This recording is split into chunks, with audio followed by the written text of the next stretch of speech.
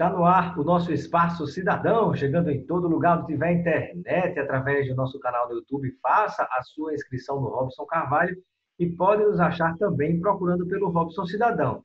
E chegando aos estados do Rio Grande do Norte, Alagoas e Maranhão, através da Band. Hoje vamos conversar com o secretário de Planejamento do estado do Rio Grande do Norte, Aldemir Freire. Seja bem-vindo, secretário, ao nosso Espaço Cidadão. Bom dia, Robson. Bom dia aos telespectadores do Espaço Cidadão. Prazer tê-lo conosco, secretário. A nossa primeira pergunta é a respeito da arrecadação, né? A queda na arrecadação no estado do Rio Grande do Norte em virtude desse contexto de pandemia. E, na sequência, vamos falar também a respeito da situação da Previdência no estado do Rio Grande do Norte e outros números importantes também, e a própria situação da folha de pagamento. Olha, do ponto de vista do efeito da pandemia na arrecadação do Estado, na verdade, assim, a pandemia teve 3 efeitos básicos no Rio Grande do Norte. Um é na própria saúde e no ceifar de vidas, né, que teve, que é a causa mais dramática, mais triste que tem. O outro efeito foi no emprego e na renda, né? As pessoas também perderam o emprego.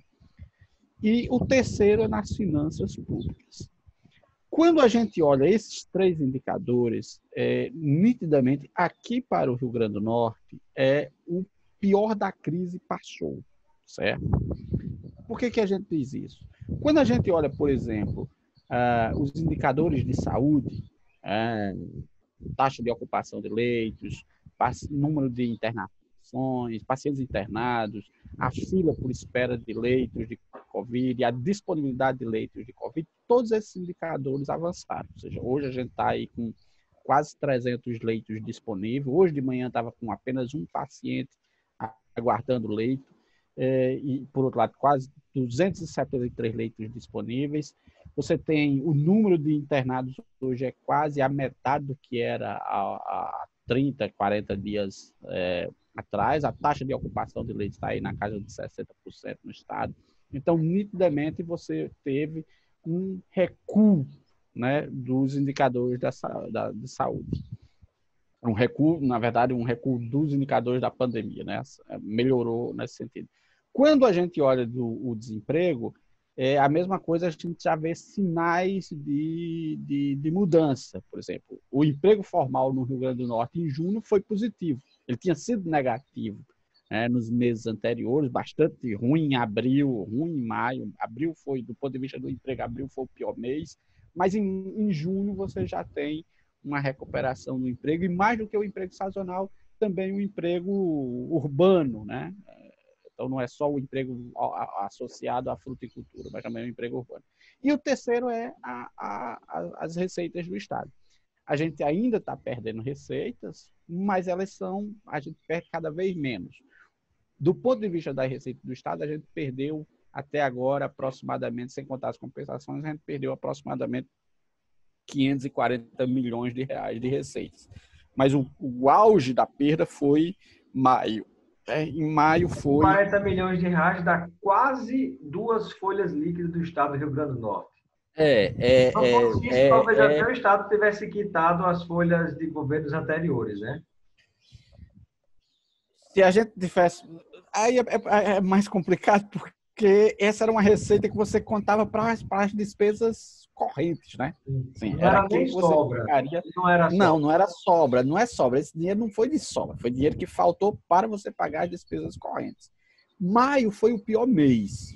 Só em maio a gente perdeu para aproximadamente 200 milhões de reais. Então, e por que maio foi o pior mês? 200 milhões de reais, para a gente ter uma ideia de grandeza, é o dinheiro equivalente à construção da ponte Newton Navarro. Pois é 20% da receita do mês, por exemplo. Um mês normal aqui no estado é 1 bilhão de receita. Então, você perdeu 20% naquele mês. E obviamente, eu costumo dizer que, do ponto de vista das finanças do estado, o pior momento foi aquele entre o dia 20 de maio e o dia 5 de junho. Porque nesse período a gente ainda não tinha recebido ajuda federal, praticamente sem ajuda federal, e estava no auge das perdas financeira. Então, fechar Maio foi o mês mais difícil de toda a gestão que eu estou à frente da CEPLAN até agora. Maio foi o mês mais difícil de todos. E o período mais crítico foi de 20 de maio ao dia 5 de junho, mais ou menos. A partir de junho, continua a haver perdas, mas as perdas diminuíram. Por exemplo, agora em julho, a gente deve ter 50 milhões de perdas. E a partir de julho começou a entrar a ajuda federal. Né? Então, começou a entrar ajuda federal. Entrou junho, entrou julho, ainda tem mais ajuda federal para entrar, então amenizou a perda. Ainda não compensou tudo, certo? A gente perdeu 550 milhões e recebeu de ajuda 400 milhões, mais ou menos. Então, a gente ainda tem um déficit aí de 100 e poucos milhões. E tem uma outra parte também, né? O impacto da pandemia não foi só de perda de receita, ele foi também de aumento de despesa, né? Principalmente na área da saúde, né? Isso, e basicamente na área de saúde. Então, a área de saúde, a dotação que a gente fez originalmente para o Covid foi de aproximadamente 300 milhões. Então, se eu perdi 540 milhões de um lado e eu aumentei despesa de 300 milhões do outro, o impacto total foi da ordem de 850 milhões de reais. A gente ainda não recebeu recurso suficiente para cobrir tudo, mas assim, ainda também esse número, ele hoje ele é um número variável, né? Como a gente ainda tem receitas a receber e as perdas ainda continuarão, mas elas serão cada vez menores, no número final você ainda vai chegar ao número final para saber de fato qual é o impacto. Mas o pior da crise, nitidamente, ele já passou. A gente ainda tem dificuldade, claro, mas o pior passou. Secretário, e antes de falarmos sobre detalhes da Previdência do Estado do Rio Grande do Norte, eu pergunto, esse impacto, essa queda da arrecadação, né, que continua a acontecer, apesar de ser menor, gera algum risco para que o servidor tenha o salário, mais uma vez, atrasado? Não, hoje, ou seja, eu costumo dizer muito isso. Se a gente sobreviveu a maio e não atrasou, o risco de atraso dos próximos meses é zero. Certo? O risco de atraso dos próximos meses, eu vou dizer categoricamente, é zero. Bom, se a gente não atrasou maio, não atrasará mês nenhum. Eu ouso dizer, não atrasará mês nenhum até o final do governo. Maio foi o grande desafio, né? Maio, isso. Quem sobreviveu a maio, sobrevive a qualquer coisa. Então, não há risco. E hoje o nosso compromisso é concluir até dezembro as 13 folhas do ano, pagando, inclusive, o 13º. Nós estamos cumprindo o calendário rigorosamente, aquele calendário que nós lançamos lá pelo dia 20 de janeiro, que nós prevemos data a data, e nós estamos cumprindo, mesmo com todo esse desastre financeiro que foi, nós estamos cumprindo rigorosamente o calendário. Ainda não temos data para o 13º, mas vamos pagar o 13º também. Então, risco de salário é zero hoje. Zero, é zero. Antes de entrar no último assunto, que é a Previdência, uma palavra sobre se há alguma luz no fim do túnel diante de tudo isso que aconteceu para o pagamento dos atrasados. Olha, eu acho que a gente retoma essa discussão dos atrasados a partir de janeiro do próximo ano. Né? Obviamente que nesse ano você não tem mais como discutir isso, até porque o desafio agora é concluir, por mais que eu diga que a gente não há risco, mas não será fácil, não é algo trivial, sobretudo porque ainda tem o 13º. Né? Então, é uma folha extra que você tem a mais aí. Então, não é... A nossa prioridade agora é fechar a folha de 2020 em 2020. E acho que a partir de janeiro a gente começa a discutir a questão dos atrasados. Secretário, e a gente tem tido o compromisso que nós, é um compromisso da governadora, que nós vamos encerrar o nosso governo não só pagando todas as nossas folhas, mas honrando as folhas passadas. Secretário, então, com relação à situação complicada da Previdência Social, gostaria de uma palavra sua a respeito. Inclusive, tem gerado muita polêmica, porque as pessoas confundem o que significou a reforma da Previdência no governo federal, que serviu literalmente para economizar dinheiro, para pagar banco, ou seja, para superávit primário, como foi admitido pelo próprio, na época, secretário de Previdência, Rogério Marinho. Mas, no caso do Rio Grande do Norte, me parece que essa reforma na Previdência, ou essa esse ajuste na Previdência serviria literalmente para conseguir manter o pagamento de todos. Há uma grande diferença, não é, secretário?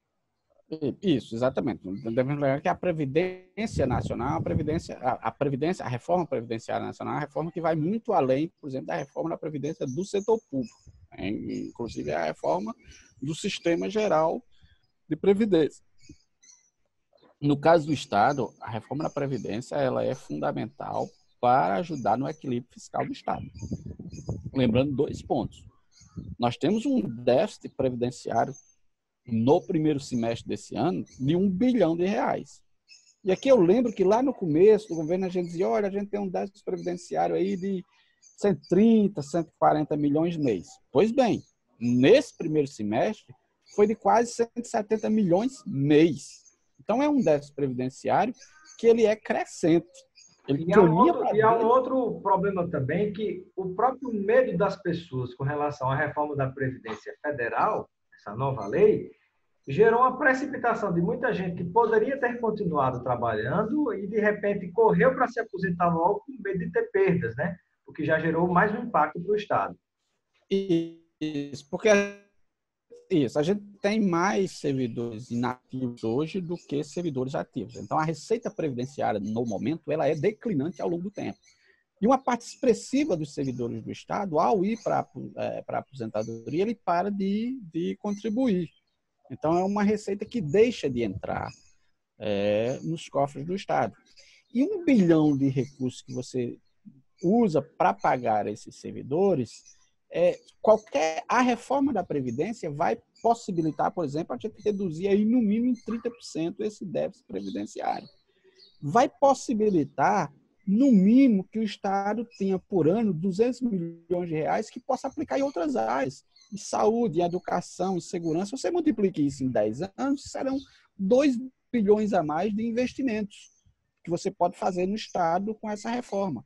Hoje nós temos um dos estados, quando junta todos os poderes, nós temos o Estado, quando junta executivo, legislativo e os demais poderes, o Rio Grande do Norte é o estado com maior percentual de gasto com pessoal, é 70%. Nossa. 10 pontos percentuais a mais do que permite a legislação. Então, isso aí também vai nos ajudar a reduzir, né, o peso da folha nos gastos com o Estado. Quer dizer, 70% dos nossos recursos vão para a folha. Só folha. Secretário, praticamente não sobra recursos para outras coisas. E já próximo de finalizar nossa entrevista, eu lhe pergunto também o seguinte: procede a informação de que, de certo modo até, o Estado do Rio Grande do Norte, como os demais estados, estão obrigados, por força de lei, a fazer a reforma, porque se não fizer, deixa de receber recursos do governo federal, de convênios, dentre outros, inclusive obrigatórios? Deixa de receber transferências voluntárias e aval da União para empréstimo. Para você ter uma ideia, em 2019, o volume de recursos de transferências voluntárias e empréstimo com aval da União na Receita do Estado foram de 400 milhões. Então, você corre o risco de perder um volume de recursos dessa natureza. 400 milhões não é um valor trivial. Estava previsto até o dia 31 e foi prorrogado até o dia 30 de setembro. Então, a partir do dia 30 de setembro, se não tiver aprovada a reforma, a gente vai sofrer, sim, as restrições previstas na legislação. E, secretário, como é que está hoje a situação, o clima, a articulação com a Assembleia Legislativa para a aprovação desses ajustes da Previdência? Olha, são necessários 15 votos. Né? O governo tem hoje seguro 13, portanto, precisa 2 votos da oposição. O curioso disso tudo é que a oposição, aqueles deputados que mais batiam que o governo não enviava uma reforma da Previdência, quando o governo enviou, os deputados estão se recusando a votar. Então, de vez em quando eles nos acusam de uma contradição, mas quem mais nos cobrou uma reforma da Previdência, a gente sempre dizia: nós vamos enviar uma reforma da Previdência quando tiver uma reforma da Previdência Nacional, porque correu o risco, você fazia uma reforma da Previdência local, vinha uma reforma da Previdência Nacional que exigia você fazer outras mudanças, aí você fazia duas reformas da Previdência no mesmo período. Então, a gente aguardou o encerramento da reforma da Previdência Nacional e encaminhou a nossa. E agora os deputados da oposição, que nos cobravam a reforma da Previdência, aí, muitos desses deputados aí, inclusive, fizeram parte dos governos que, por exemplo, sacaram o fundo previdenciário, que contribuíram para o Estado entrar nessa crise previdenciária grave. Nesse momento, nós só precisamos alguns de deles, 2 votos. pelas entrevistas que eu assisti, alguns deles, inclusive, que defenderam a reforma da Previdência no plano federal, mas em relação ao governo do Estado, contraditoriamente, não apoiam a reforma, né? Exatamente. Então, obviamente, que eu acho que a gente ainda vai conseguir a gente vai avançar nesse diálogo, é o que eu espero, compreensão e tudo, mas, obviamente, que tem uma contradição aí. Muito bem.